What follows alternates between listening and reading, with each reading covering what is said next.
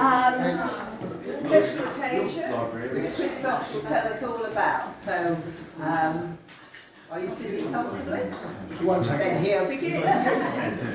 Okay, well, thank you very much, Leslie. That was very, very quick, quicker than I anticipated. I think I'll have to go home and have a lay down now. But anyway, yes, my name's Christoph Gordon. I'm a local historian and a bit of an anorak, you might say, and I'm very interested in Swanscombe. I'm particularly interested in Swanscombe from a library point of view, and I bet you're all thinking to yourself, well, what's there to say about it? Well, I'm about to tell you the story.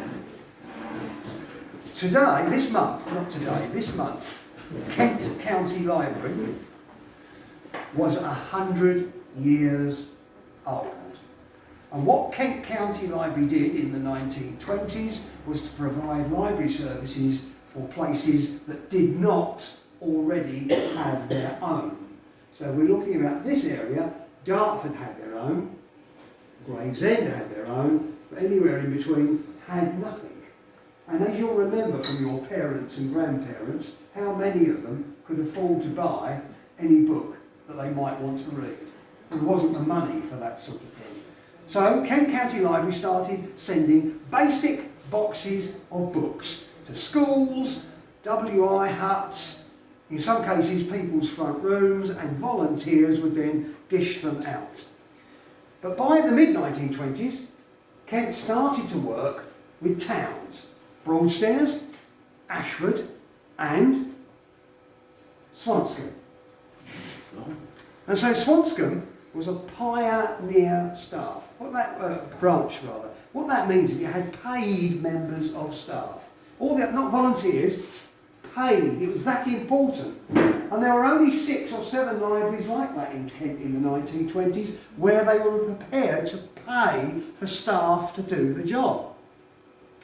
And so Swanscombe opened on the 6th of November 1928 upstairs in what had been the Swanscombe Council Chamber. So this building was a single story, 1908 fire station. Another story was built on the top. Swanscombe Council used that for their clerk's office and for their council meetings. Some of you might remember it. But the thing is with Swanscombe Urban District Council, they were so concerned that the people of this town had no opportunity to read for pleasure, find out information, get inspiration. All the things that we take for granted were not available to your grandparents and your great-grandparents unless they had money. Even if they went to Gravesend or Dartford, they would have to pay a subscription because they were not ratepayers. So most people didn't go. Obviously, they only went for just shopping, they didn't do anything else. And on the opening day, in November 1928, a boy of about 8 years of age was noticed staggering down the stairs from upstairs where the library was, with a book much bigger than he was, about African birds, something completely inappropriate for a 7 or 8 year old. And one of the councillors said to him, "So, why have you borrowed that book, sonny?" And he said, "Because it's worth 17 shillings and sixpence. It was the most expensive thing he'd ever handled." And that's why. Just the worth of it, as it were. And the other thing with Swanscombe is it shamed Northfleet. Next door, Northfleet, bigger town, 3 times the population, much wealthier at that time in the 1920s. Yet Northfleet Urban District Council spent nothing on library services. All they had was volunteers with boxes of books, just like you get out in the country. What an embarrassment, a town the size of Northfleet having a country service. So Northfleet people came here to use the library service. What an embarrassment that is. So this was originally, where we are now, built in 1908 as the fire station. Wait for this gentleman to come in. Do come in, good morning. So this was built in 1908 as the fire station, and then the new fire station around the corner in the Grove was opened in 1966. So 2 years later, the library, which had always been upstairs from 1928 onwards, came down to here, and where it operated, I'm sure many of you will remember it.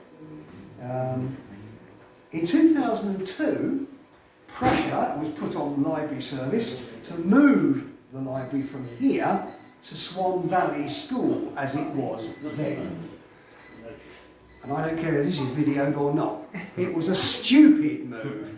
Schools and libraries do not function well. How can you have children and members of the public willy-nilly wandering in and out in this day and age? It's just not practical. My boss told me, oh yes, it's in the middle of Swanscombe. I said, no it isn't. This is the middle of Swanscombe. Swan Valley is on the edge.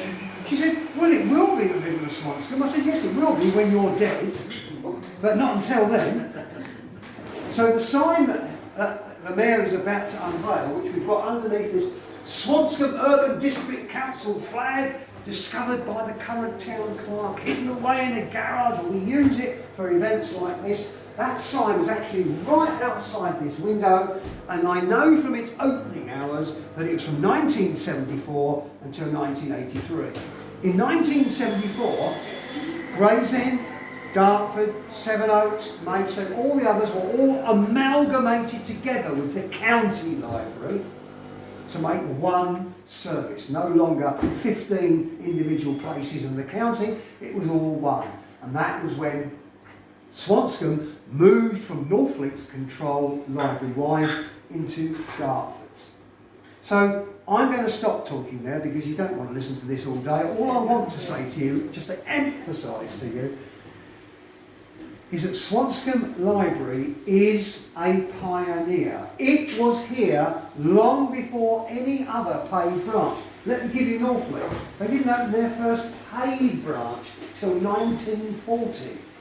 You'd already had one since 1929. So it opened in 1928 with a volunteer. A year later, paid start. 1929. Swanscombe. It all happened here. In a place that you think, well, surely the library's just a library, isn't it? Not in Swanscombe's case. Thank you for listening, ladies and gentlemen. And Her Worship is about to unveil, hopefully, the flag and the sign underneath. Thank you very much. This is the tricky bit. All right, get hold of one bit. Are you ready? Ladies and gentlemen, 1, 2, 3, los! Hooray!